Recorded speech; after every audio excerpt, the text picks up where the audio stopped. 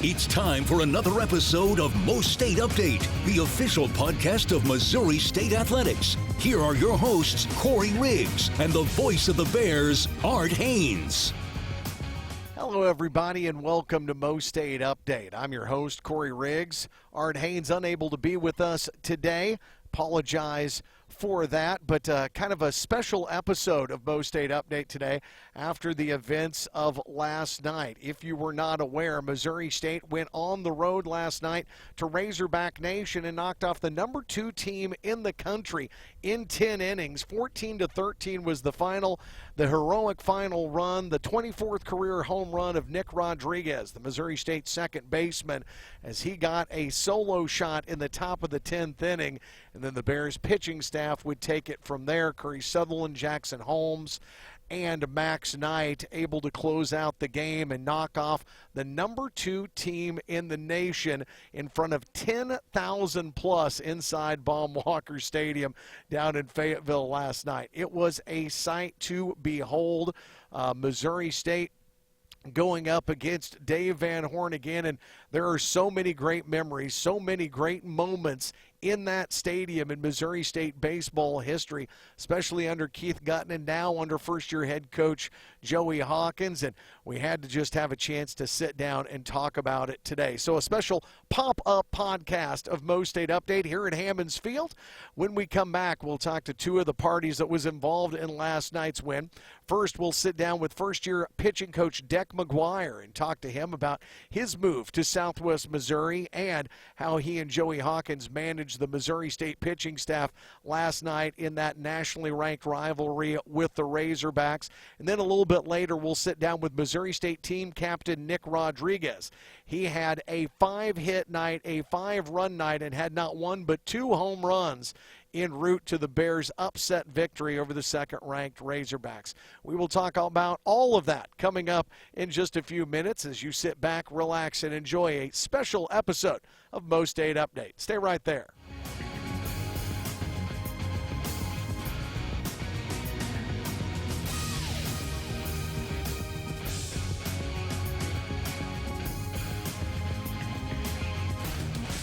Welcome back to MoState Update, everybody on location at Hammons Field celebrating Missouri State's unprecedented takedown of the number 2 ranked Razorbacks last night at Baum-Walker Stadium.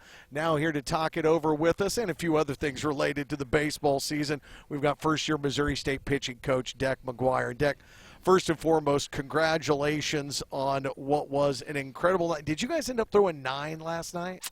I think we did. I think we ended up throwing 9 guys. 9 guys that didn't even think they were necessarily going to be called on to go to work last night, but an exciting game, and we'll get to some of the numbers from that here in a little bit. Let's start for you at the beginning. For fans in Springfield and Southwest Missouri, Missouri State fans that might not know, you have had a prolific career, and your paths crossed with Missouri State fairly early. What do you remember about your first encounter as a Georgia Tech pitcher against the Bears? Because I know Coach Gutton remembers it vividly. Yeah, I remember it was 2010, junior year, opening weekend. I threw against Aaron Mead, who, really, really good pitcher. Obviously, the fans here know that part, but we knew it going into the series that they could really throw it, and so we knew it was going to be a challenging series for us, and I'm just really excited to get my 2010 season off to a good start, and threw the ball pretty well, and unfortunately took down the Bears. Yeah, fortunately for you that day, unfortunately for Missouri State, but all good things come back around, and we get you as our pitching coach now, which is incredible. You ended up being, the 11th overall pick coming out of college? Yes, sir, 11th overall by the Blue Jays. Pro ball has to be a surreal experience. How many times did you go up and down? Do you remember? Yeah, so took the windy road to the ultimate dream, but was fortunate to get called up at the end of 2017. I was September call-up by the Reds, stayed up there for obviously the rest of that year, and then actually re-signed with the Blue Jays that offseason as a minor league free agent. Pitched 3 or 4 times for them, then went on the DFA choo-choo train, hopped aboard, and was like a ranger in the minor leagues for 2 days, and then actually ended up with the Angels And I think I got optioned something like 8 or 10 times between the end of June and the end of the season. I am always, I'm never not amazed by coaches, and specifically baseball coaches' memories. I swear one night, I don't remember if we were in Starkville, but did you rattle off like the name of every guy you've given up a home run to? Do you literally like know the list verbatim? I mean, I know a lot. I guess fortunately or unfortunately, I gave up a lot of homers to some pretty big names. So I don't know, if that's necessarily a positive or a negative. But I think that was kind of just part of who I was as a player. I didn't necessarily have elite overpowering stuff, so it was like super important for me to understand what I was trying to accomplish. So I kind of just always plugged some stuff into the memory bank. So when did coaching become a reality for you, and kind of what was the motivator? Oh man, I would say so. Kind of always, like every pro ball guy, right? Like the off season, you give some lessons here and there, and you kind of fancy yourself pretty good at it, whether you are or not. And I'd say for me, really, it was kind of during COVID. I was part of the COVID cut brigade. So COVID hit, and some teams had to make some decisions on alt sites and all that fun stuff. So didn't really have anything going on, but had some buddies that were still in the big leagues and kind of firing it up when the season started. So just kind of started helping them out with whatever I could, whether it was scouting or watching some video, because obviously the coaching stuff was everybody was kind of flying by the seat of their pants. Yeah. Right? It's COVID. So then 21, I wanted to get back out there and play, and went over to Taiwan and had some fun. Just trying to get as many more years as I could. Felt like I still had something left to give, and really just kind of segued into 22. I had to make a personal choice to go play again, and I did, and it was kind of right then and there. Even playing, I had a blast. Got to be a part of a really fun indie ball team in Gastonia, North Carolina, and then was fortunate enough to get picked up by the Reds and go to AAA for the rest of the year. But man, the felt more like a player coach than I did a player at that point. Kind of saw my own writing on the wall. And so, really started to kind of dive into that and helping some guys out, just winning wherever I could. And, last year, Coach Hall at Georgia Tech was my head coach, kind of the last of the old guard. Mm-hmm. Him, G, and a handful of other guys that have done it for a really, really long time in one place. And he was gracious enough to let me come back and finish my degree and help out on staff there as the undergrad. And so really kind of dove into it head first. New pitching coach there last year, so kind of got to see what that looks like in a first year of a obviously really historic program, and how you can make a change at that point. Before we move on to this team and how you got to Springfield, I am curious, what international baseball, is it quite literally, not to be a pun, but just a different world? How different is the vibe? So, I kind of got hamstrung coming off of COVID in Taiwan. I feel like I didn't get the full experience. Okay. We still had some stuff. Like, we had a 7-week COVID break while I was over there. But Korea in 2019, man, I mean, what an awesome experience it was. I mean, fans are into every game, win, lose, or draw. Like, they're cheering till the end. The music still plays when you're on the road on defense, which was something crazy new. So I've seen that in the WNBA. I didn't know that anybody was doing it in baseball. Yeah. So, I mean, it's like for anybody who knows anything about winter ball, like guys who go play in the off season in winter ball, like super similar. But man, I think, we got to see a glimpse of it during COVID, which I thought was really cool. Them putting some KBO games on ESPN and everything, but like, that was such a toned-down version with kind of the fan limitations and everything. I mean, those games were incredible. The teammates I had, the staff I was around during my time in Korea, like, I had an absolute blast, and I wouldn't trade that experience for the world. So how do you get to Springfield? Joey's going to be the next head coach of the Bears. How did you guys get connected? Leverage every relationship I've ever had. No, I'm just kidding. Hey, this business and every business is all about relationships. Anybody that tells you any different is lying to you. Well, so I'll name drop some people here. So was super fortunate to be with Matt Taylor last year, the pitching coach at Georgia Tech. He happened to know Swagger, who was with Joey with the Cardinals. Yep. Apparently he put in a good word, so thanks, Matt. And then Drake Baldwin was actually with my brother in AA. So my brother is was now a AAA pitching coach for the Braves. So he was with him in AA in Mississippi last year. So kind of as the rumor mill got rolling, there was some nuggets dropped there. And then one of my best friends in the planet's Pierce Johnson. And, not afraid to push that button when need be. And look, I mean, the reality situation, right, is those guys all I can't thank them enough. And I just wanted to get into an interview. That was kind of my end goal. And man, I sat down that first time and talked to Hawk on the phone, and it wasn't even the interview yet. And I walked away from it like, dude, I got to do whatever I can to try to land this job. And I guess I gave him enough shenanigans to think I was ready for it, and I'm super happy to be here. No, we're super happy to have you here. Now, talk about this staff you're working with this year. Obviously, there's some guys returning from last year's team. You bring in some new guys. Obviously, some of the Canadian arms that have come in, like Michael Yusupchuk, have gotten some attention. What is it like working with this group of guys every day? Because I know Hawk and I talk about it on the regular, the roster limitations, what you guys are up against, how everybody that's got a roster spot's got to be able to contribute. What is it like working with these pitchers? Well, number one, I'm having a blast. I think, there's so much purity in college baseball and what it takes to be a college athlete in general. These guys come to work every day. For the most part, they're sponges. It's a little different being an 18 to 22-year-old. I get it, but you remember what that's like? Vaguely, but no, man. I think one of the beautiful things about baseball is on any given day, anybody can be the best version of themselves, and so my job ultimately is just to see how often we can make it happen with each and every guy on the roster. And you brought up some names like Yus and obviously like Homie and Charlton, right? Like, the mix of returners and new guys, I think it's been a really awesome blend, because I think, some of the new guys have pushed maybe some of the guys who came back in a very different way than they ever have before. But I think, at times those guys have responded to it and honestly pulled the new guys in the right direction too. So, we want to build a culture here at Missouri State that, the history has proven like we can really pitch it. And I think we're starting to trend in that direction.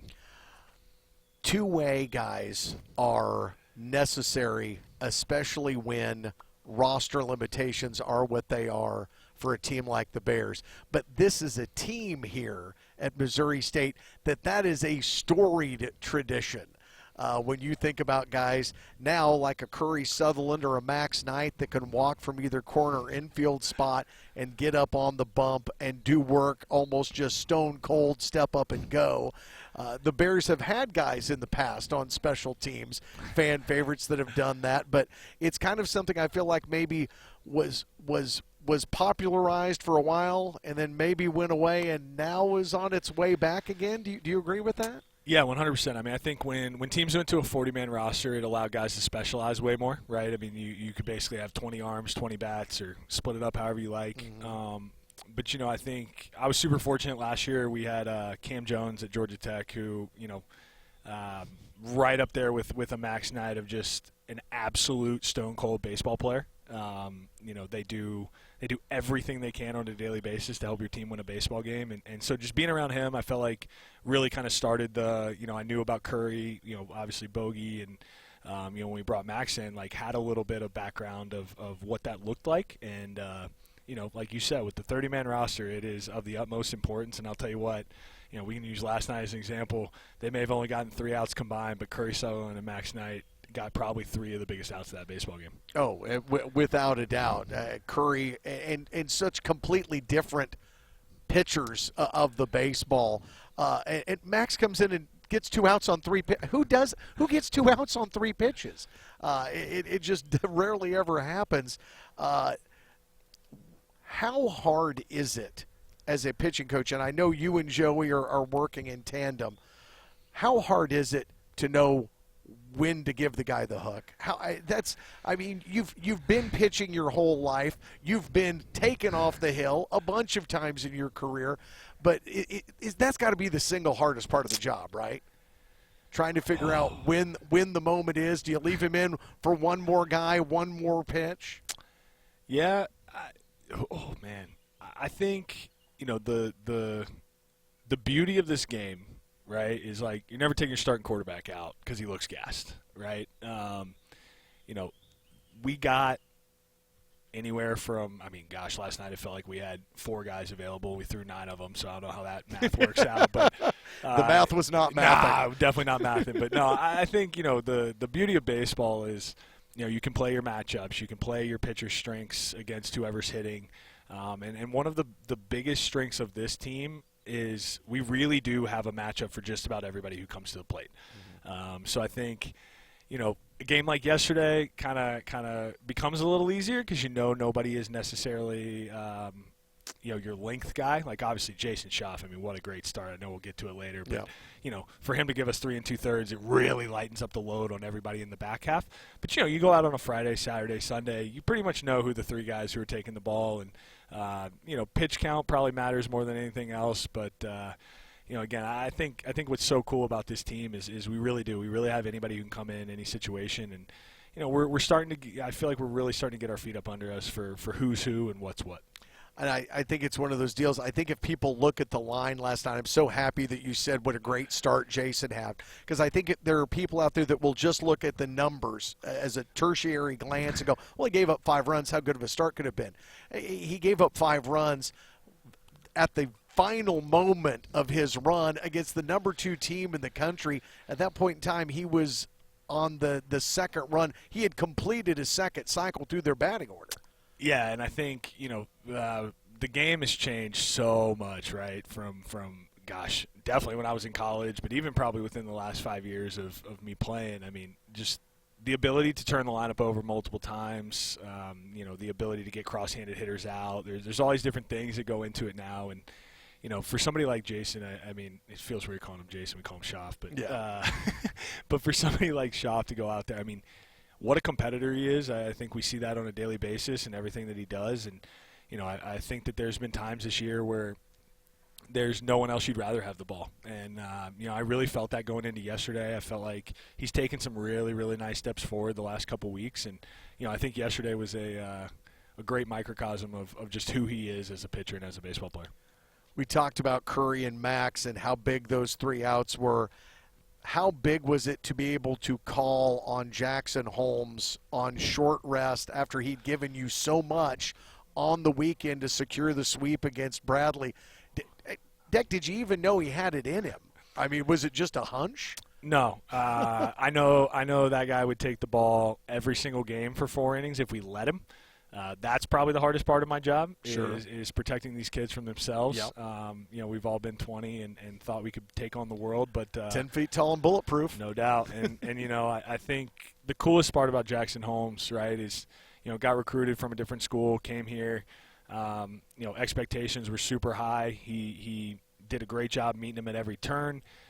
Maybe felt like Saturday guy role. Maybe felt like he could have been on Friday, but we kind of pushed him into that for a variety of reasons. He met it head on. I would make the argument, had 2 of our biggest starts of the year, going complete game on Saturday against ULM, and then the 6 innings against SIUE, and then had to have a real tough conversation with him about, hey man, how do you feel about the bullpen? And I don't know that he had any idea. I don't know if we had any idea of what that exactly looked like. But I would say his last 2 games have been a pretty good snapshot. I mean, he goes 4 unbelievable innings against Bradley on Sunday, and then, as I'm sure people heard on the radio last night, wasn't 100% sure he could throw. He made it pretty darn clear he could, and we felt like even though he didn't bring his cleats. Allegedly, I'm not going to confirm or deny, but no, I think that kid's exactly who we want in this program as a pitching staff. That's who we want as a player. He's an absolute bulldog. He never backs down from a challenge. And, I mean, last night to go in the 9th inning of a tie game against the number 2 offense in the country and do what he did, and then, take his elite at bat and go back out. And, again, like small victories, but like walked the leadoff guy, didn't really feel like maybe he was as confident as he needed to be, took a mound visit, and then to punch out a guy hitting 417 to turn the ball over to Max Knight to do what Max Knight does was really special. And I think, again, it's a Tuesday baseball game. Nobody's denying that. But for this team and the mentality we want to have, that was big time. No, it's so much more than just a Tuesday game. And Coach Gutton will be the first to tell me on the radio last night, Corey, Arkansas doesn't look at it as a rivalry. That's fine. I don't care how they look at it. I look at it from our fan base's angle, and I know they see it as a rivalry. I know we are their kryptonite. They were number 7 in 2023. We beat them here. They were number 4 in 2022. We beat them there. Last night they were number 2, able to beat them again. How far, Dak, how much mileage can you get out of a win like this? I know you've been on teams that have had moments like this. For some guys in the bullpen that may have had doubts about themselves or anything else, I'm sure the message to these guys right now is you don't need to doubt yourself against anybody, right? Yeah, I mean, we've gone toe-to-toe 4 games now with 2 SEC teams that are, prolific in everything that they do. And, I did. I told these guys today, I said, look, I don't care what your line says. Like, if you walk the number 2 offense in the country 3 times, we can compete against anybody. We punched out 13. I'm taking away Brody McNeil's intentional walk. That one's on me, not him. Yeah. I put up the 4 fingers. He didn't. But no, I mean, you go out and you compete. I mean, again, like the lines don't tell the whole story. The box scores never told the whole story, no matter how much we wanted to. But those guys competed, man, and we challenged people. And again, it was 10 singles out of the 16 hits. Like against an offense like that, you're gonna take that 100 times out of 100. Well, man, it was a lot of fun to watch. I'm sure it was even more fun once your blood pressure and your heart rate went down, maybe somewhere around Cassville or Joplin on the way home. I'm sure it's been an enjoyable one, and wish you guys the best of luck as you get ready for Belmont, man. Keep it rolling. I appreciate it, Riggs. Hey, you guys come out and support us this weekend. It's going to be a fun one. It is. Missouri State at home this weekend against Belmont. Tickets as of Wednesday for a couple hours left, just $2. But otherwise, you can still get a really good deal at MissouriStateBears.com/ticks. Go check it out. That's the Missouri State pitching coach, Deck McGuire. We'll be back with more MoState Update in just a minute.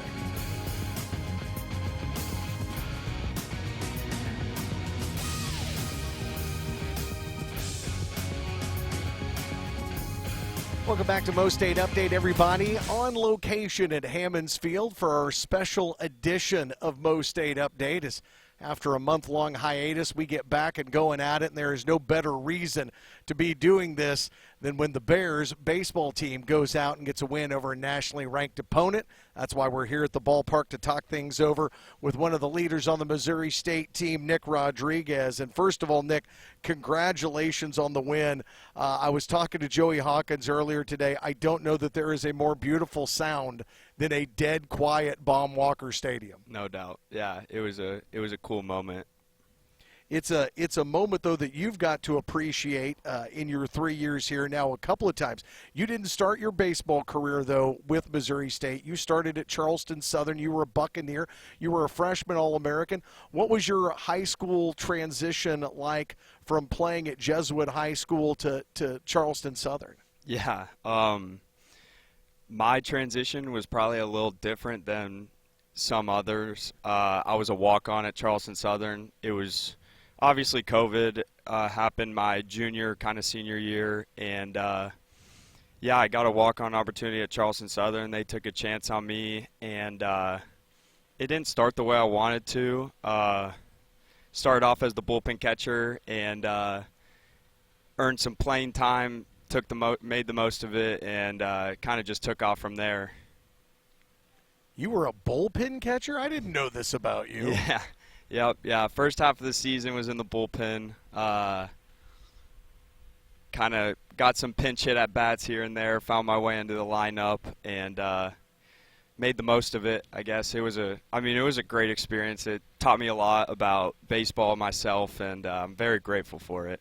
So talk to me about one of my favorite stories, and you'll tell it better than I do, is how you made the decision that you wanted to come to Missouri State, because when you saw Missouri State, it was kind of on one of the most historically dark days in the Bears' postseason, which was that ill-fated trip out to Stillwater, Oklahoma. Yeah, I was in summer ball watching some regional baseball, saw Missouri State, hit a lot of homers, had fun out there. Sent Hawk an email, got on the phone with him, and originally it was more of this is a little too far from home, and living in Missouri with the cold weather and everything, being from Florida, I wasn't really sure how that was going to go. Kept talking to Hawk and realized that this is the place that I want to be. I want to play for a coach like Hawk, a coach like G, and the coaches that they have here and how they develop players and how they want to win. And, it was a perfect fit, perfect opportunity for me. Well, you get here, you immediately contribute. You started your career here at a shortstop. Since then, you've moved over to second base. Happy with the move? Because it definitely seems like it has been one that has suited you. Yeah, no, I mean, at the end of the day, I want to be in the lineup. I want to make a difference for the team. And I said this earlier, I think every baseball player grows up wanting to be a shortstop. Absolutely. And, it wasn't the easiest transition, but I'm very grateful for it. I think it's played out pretty well for me. And, just want to be in the lineup and contribute any way I can for this team. Was the power part of your game as far as hitting, was it always been there, or is that really something that has changed and elevated since coming to Springfield, having Joey as your hitting coach? Yeah, I think I can credit all that to Joey Hawkins. I never hit home runs in my life until I came here, and never would have really imagined being able to do what I've done the last couple seasons in terms of home runs. And, it's pretty much all the credit goes to Hawk. Well, it takes work, too, and you've been putting in the work. You're also a guy that on the radio show, I talked to Tag Gollert today, and I asked Tag about leaders on this team. Who steps up, who's a vocal leader, first name that comes up is you. How much pride do you take in trying to help steer this team outside of the coaching staff? Yeah, it's a privilege. I think, that just comes with playing college baseball for 4 years. I've experienced a lot of ups and downs, and I wear it with a lot of pride. It's a privilege to be able to, be one of the guys to try and lead this team. It comes with a lot of ups and downs and a lot of pressure sometimes, but, taking it as learning experiences and trying to do my best to what can I do for this team, how can I provide for this team on and off the field. And, it's an honor. It's pretty unbelievable to be able to be one of the guys that people look to and be one of the guys that, can make an impact on and off the field. Well, you've even taken it so far that you even make sure that the radio guy feels like that you're going to turn things around. I say you and I had a conversation not that long ago after 3 losses at Wichita, not being able to get over on ORU, and you just kind of slapped me on the back one day and you said, "Don't worry, Riggs, it's not going like it did last year. We're going to get this thing turned around." What we saw last night is the complete 180. That is a complete turnaround because the battle, the fight that you all showed, that every time Arkansas punched, you were able to counterpunch and fight back, says so much to the character of this team. Yeah, no, that's definitely something that we've kind of took a step back and looked at. We've lost a lot of tight games this year, and it just comes down to what do we need to do to win these close games, and what do we need to do earlier in the game, throughout the whole game, that's going to give us the best chance to win. And I think last night was a perfect example of that. Playing from behind for the back half of the game and being able to just pass the baton, that's what we say offensively, and just kind of get the next guy up, win pitches, and we really showed that last night and showed what we're capable of as a team. So you talk about your night last night in particular. You bat in the 2-hole. You go 5 of 6, 2 home runs, a double, the 2 RBIs. You score 5 runs. And just for anybody that may have not been listening to the broadcast, the 5-hit game for Nick was the first time since 2016. Jeremy Ironman was the last player to have a 5-hit game. A 5-run game came on the other part of the dirty left side of that infield from Jake Berger against Western Illinois in 2016. Those are numbers put up by guys that are pro ball players. That's got to make you feel good about your productivity last night against the most elite competition you all will face this year. Yeah, it was pretty surreal. Just hearing those names and being in the same conversation as those names is pretty cool because, those are some of the best to ever wear this uniform and guys that we still talk about to this day. So it was pretty amazing to be in that conversation and to do something that both of them were able to do is pretty cool. Think about what else was cool last night, and this is a pitching staff and a bullpen specifically that has kind of gotten roughed up at times, but I know in your locker room there's no finger pointing. Everybody's pulling on the rope in the same direction. To see all the chess pieces get moved perfectly on the board last night had to be fun from inside the dugout. Yeah, no, I mean, half the moves we're making, I don't even know what's going on sometimes. We got guys coming in from the field to pitch. We got guys coming off the bench, guys moving from outfield to infield.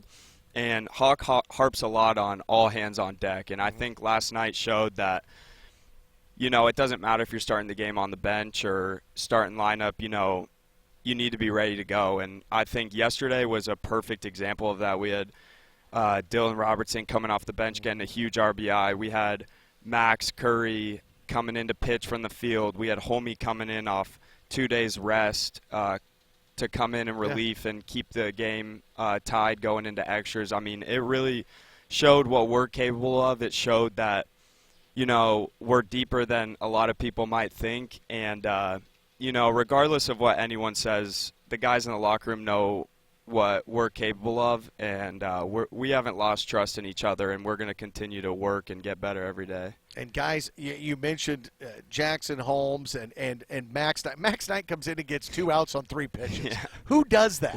Apparently Max Knight does. But even guys that had kind of scuffled earlier in the season, a guy like Jason Schaaf. Schaaf was out there maybe 1 round too long. Otherwise, it was a great start for him. Caleb Thomas has had struggles at time this year. KT came out, struck out 3 dudes in the middle of that game, and you got production from up and down the line. I love that you mentioned that Dylan Robertson also got in, pinch hit late in the game, and there is something for D-Rob against top 25 ranked teams. I don't know what it is, but that dude always is ready for the moment when you play a big-time team. So a win like this, I mean, you beat the number 2 team in the country.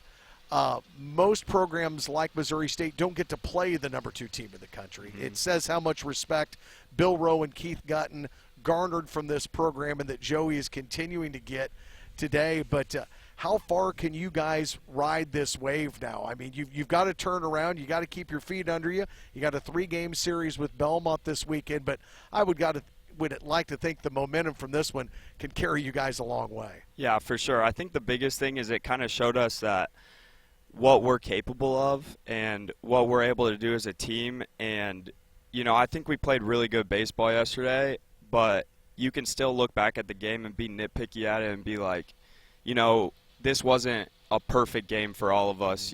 There was some things that happened that you look back and you're like, that's not us.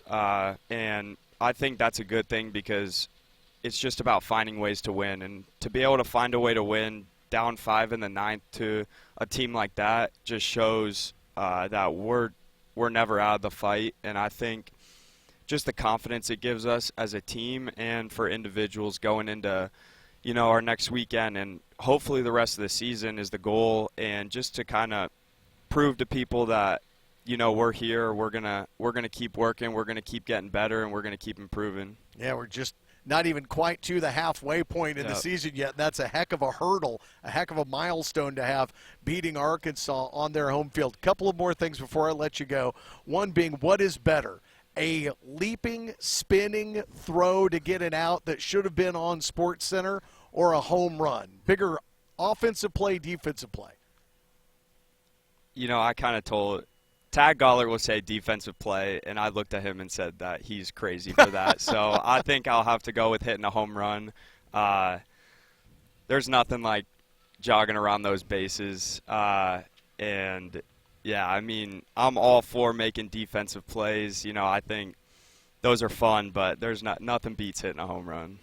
Meanwhile, one of the 2 faces I see in almost every game is your folks. How important is it to have your family? I mean, that is a huge commitment, both financially and with time to try and follow you around and be in Starkville, be in Wichita, wherever the Bears might be going. What does it mean to have that sort of support from your family? Yeah, I'm so blessed to be able to have the support system that I do. This year being my last year, they've definitely made it an emphasis to try and be there as much as they can. And it really is it really is such a blessing, especially with all the ups and downs of this season alone. Just being able to have my parents, who are my biggest supporters and biggest cheerleaders, be there when things are going tough, but also when things are going well. It's really cool. I'm really lucky to be able to have the parents and family that I do, and I'm very grateful for it. Now, we're very lucky to have Nick Rodriguez as a Bear, man. Yeah, absolutely. Thank you so much for doing this. We're going to take a break. When we come back, more MoState update, a little special edition with the baseball Bears after this.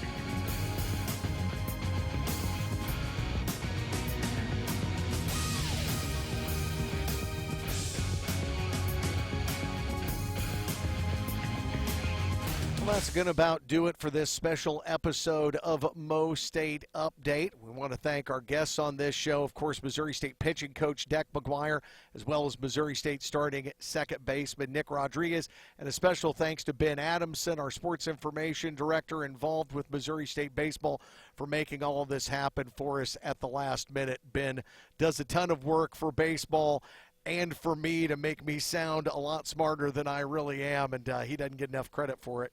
So thank you to Ben. Hope you enjoyed this one. Sorry that we were gone so long. Hopefully going to get back into the podcast swing of things here with baseball, softball, and spring sports as we run out the spring semester here at Missouri State and get ready to look toward July and the changeover to Conference USA. Remember, Missouri State baseball is at home this weekend. More Missouri Valley Conference action as they will be at Hammonds Field Friday, Saturday, Sunday, 6:30 Friday night. That's a wideout game. 2 o'clock Saturday, that's Spring Family Day, and 1 o'clock on Sunday as they play host to the Bruins of Belmont. We hope you'll all come out for that series as well. Until next time, I'm Corey Riggs. Thanks for watching MoState Update, and go Bears.